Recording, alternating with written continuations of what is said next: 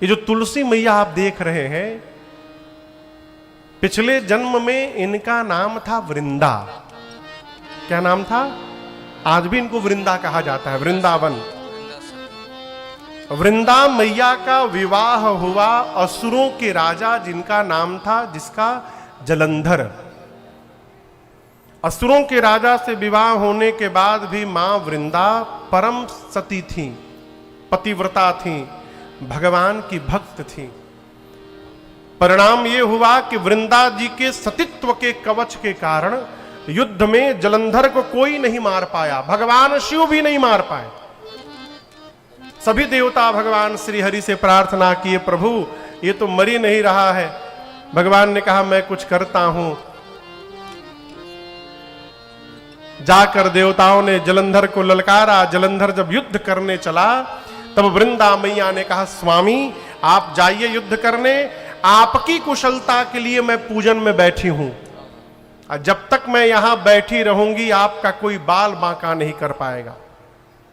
जलंधर गया युद्ध करने। उसी बीच भगवान श्री हरि जलंधर का रूप बना के वृंदा के सामने चले आए। वृंदा मैया ने अपने पति का चेहरा देखा तो पूजा छोड़ के उठ गई। जैसे पूजा से उठी उधर उसका पति जलंधर मार दिया गया। जलंधर का कटा हुआ सिर जब मां वृंदा के सन्मुख आकर गिरा, मां तो कांप गई। मां ने भगवान से पूछा, कौन हो तुम? जब पूछा तो भगवान अपने रूप में प्रकट हो गए। वृंदा मैया ने कहा, मैं आपको भगवान मानती थी और आपने मेरे साथ इतना बड़ा छल किया। श्राप देती हूं, जिस प्रकार छल करके मेरे पति को आपने दूर किया, इसी प्रकार मेरा पति छल करके आपकी पत्नी को आपसे दूर करेगा। भगवान होकर आपने मुझे छला है, आप इस रूप में रहने लायक नहीं है। श्राप देकर उसी समय वृंदा जी ने भगवान को पत्थर का बना दिया। वहीं पर पहली बार भगवान शालीग्राम भगवान बने, पहली बार।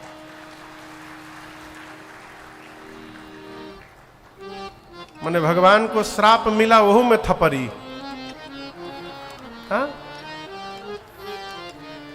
भगवान जब पत्थर के बन गए अब तो हाहाकार मचा। लक्ष्मी जी, देवता आदि सब गण आए, आकर वृंदा से प्रार्थना करने लगे, सृष्टि समाप्त हो जाएगी, भगवान को पहले जैसा बनाइए। तब वृंदा जी ने फिर से भगवान को पहले जैसा बनाया और उसके बाद अपने शरीर को योगाग्नि से जलाकर मां वृंदा ने भस्म कर दिया। तब पहली बार वृंदा जी के शरीर के राख से ये तुलसी जी का विरवा प्रकट हुआ वहां पर पहली बार। तब भगवान श्री हरि ने कहा, आज के बाद मेरा एक स्वरूप शालिग्राम का रहेगा और शालिग्राम जी का विवाह लक्ष्मी जी के साथ नहीं होगा, शालिग्राम का विवाह तुलसी जी के साथ किया जाएगा। भगवान ने वचन दिया और यह भी कहा कि जब तक मेरे भोग में तुलसी दल नहीं पड़ेगा, मैं आज के बाद कोई भोग स्वीकार करने वाला नहीं हूं। भगवान ने मां को अपने सिर पर स्थान दिया, इसलिए तुलसी मैया भगवान के ऊपर चढ़ी रहती है। अरे कोई परदेसी सी नारी मुड़े चढ़ी हो, कोई परदेसी सी नारी। मां भगवान के ऊपर चढ़ी। ये राम जी के जन्म का दूसरा कारण। तीसरे कारण में नारद जी ने श्राप दे दिया। किसने? जोर से बोलिए, बोलिए। आपको विश्वास हो रहा है? नारदो जी श्राप दे दिए भगवान के। देखिए, एक भारत में साधक हुए, प्रातः स्मरणीय पूज्य श्री पथिक जी महाराज, विलक्षण विभूति हुए, विरक्त महापुरुष। वो अपने को कहते हैं कि पथिक तुम बहुत बड़े ज्ञानी हो तो घमंड में न रहना। पथिक तू अक्लमंदी पर विचारों पर नहीं इतराना, विचारों पर नहीं इतराना। क्यों?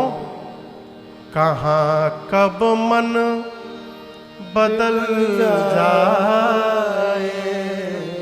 कहाँ कब मन बदल जाए, विचारों का भरोसा क्या, उलझ मत दिल बहारों में, बहारों का भरोसा क्या।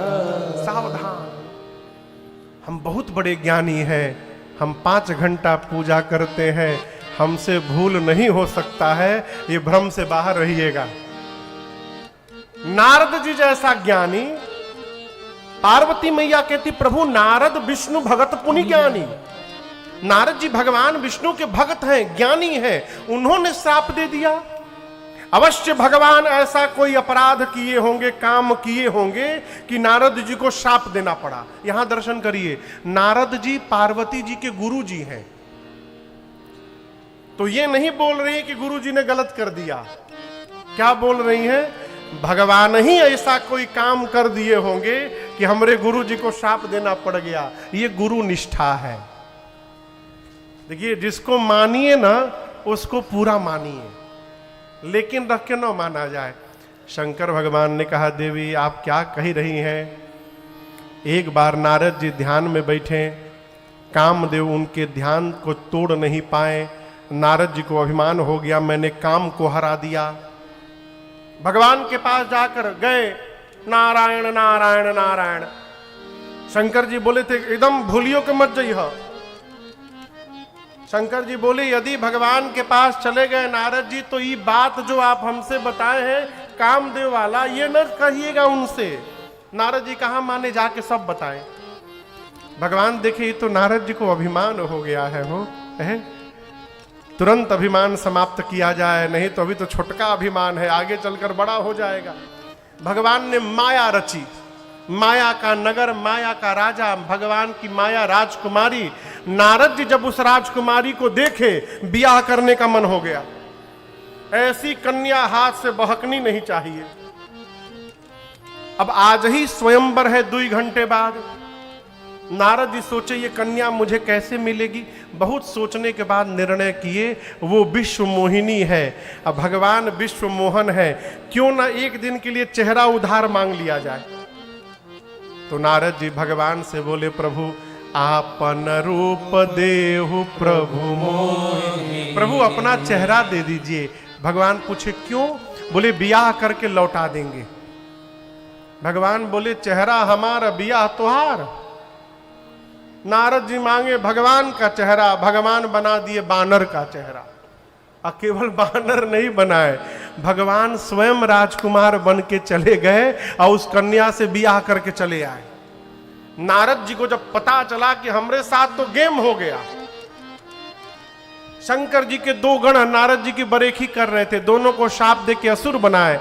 अब बोले आज भगवान भेटा भर जाए, दइहु श्राप की मरी हो जाए। तब तक भगवान रास्ते में मिल गए।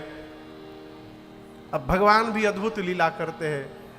भगवान मिले चाचा जी तो अकेले नहीं मिले, एक तरफ लक्ष्मी जी को बिठाए, दूसरी तरफ उस कन्या को बिठा लिए थे।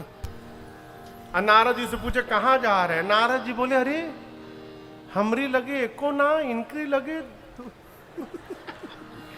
कन्या इनके बगल में बैठी है, हमको बानर बना के अपने ब्याह कर लिए।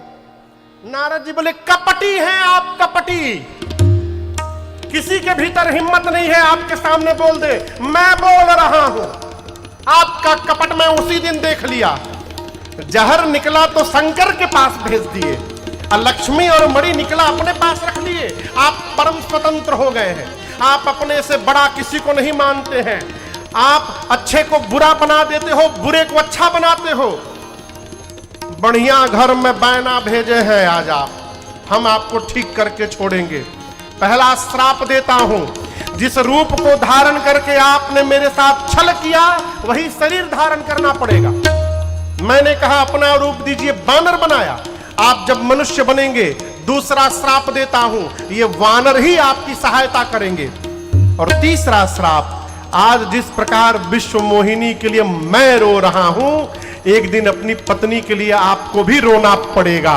भगवान बोले स्वीकार है, सब स्वीकार है। स्वीकार करके भगवान ने जो माया चढ़ के बुलवा रही थी, भगवान ने माया को वापस खींच लिया। जब हरि माया दूरे निवारे, जब हरि माया दूरी निवारी, नहीं तहाँ रमा न राजकुमारे, नहीं तहाँ रमा न राजकुमार।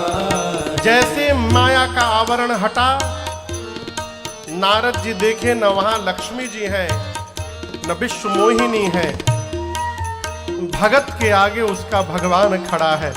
नारद जी व्याकुल होकर